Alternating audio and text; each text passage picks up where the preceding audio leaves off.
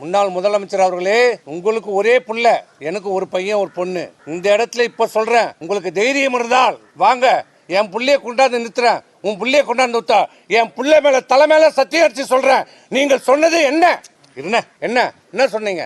திமுகவோடு உங்களுக்கு உறவும் இல்லை எதுமா? என்ன சொன்னீங்க?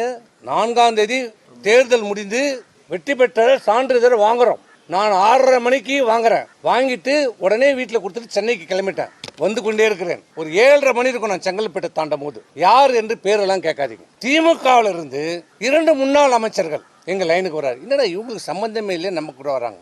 முதல்ல நம்பர் தெரியாமல் எடுத்துட்டேன். நான் தான் பேசுகிறேன். என்ன பார்த்து நல்ல பதவியை வாங்கிக்கணுவாங்க. அப்புறம் இன்னொரு அமைச்சர் வராரு.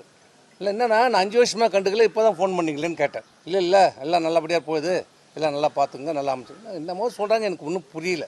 நாங்கள் தோல்வி இதில் அந்த சங்கடத்தில் விட்டுட்டோம். நைட்டு வந்துட்டோம். காலையில் தான் என்னுடைய விஷயமே எங்களுக்கு புரியுது. காலையில் எங்களுக்கு செய்தி வருது, பொய்ச்சாளர் என்னன்னு பேசுகிறாரு, நம்ம ஆட்சி அமைக்கிறோம். என்ன சொல்கிறீங்க? திமுக நமக்கு ஆதரவு தருகிறது, வெளியிலிருந்து ஆதரவு தருகிறார்கள். நான் டெல்லியில் பேசிட்டேன், எல்லாம் முடிஞ்சிருச்சு. திமுக ஆட்சியில் பங்கெடுக்கல, அவங்க வெளியிலேருந்து நமக்கு ஆதரவு தருகிறாங்க. அந்த கூட்டணியில் இருக்கிறவங்களுக்கு மட்டும் ஒரு அமைச்சர் கொடுங்க, மீதி எல்லாம் நீங்கள் எடுத்துங்க, நமக்கு ஒரு 25 அமைச்சர்கள் கிடைக்கும். நான் கேட்டேன், இது எப்படின்னா? இந்த இயக்கம் ஆரம்பிக்கப்பட்டது எதனால?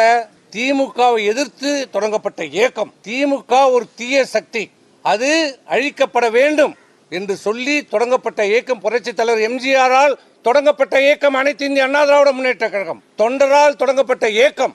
அந்த இயக்கத்தில் சட்டமன்ற உறுப்பினரா, நாடாளுமன்ற உறுப்பினரா, அமைச்சரா, ஏன் இந்த மிகப்பெரிய தமிழ்நாட்டினுடைய முதலமைச்சரா, இந்த கட்சியினுடைய பொதுச்செயலாளராக இருக்கிற இவர் 54 ஆண்டு காலம், ஒரு தலைமுறை இல்லை, 2 தலைமுறை இல்லை, 3 தலைமுறையாக.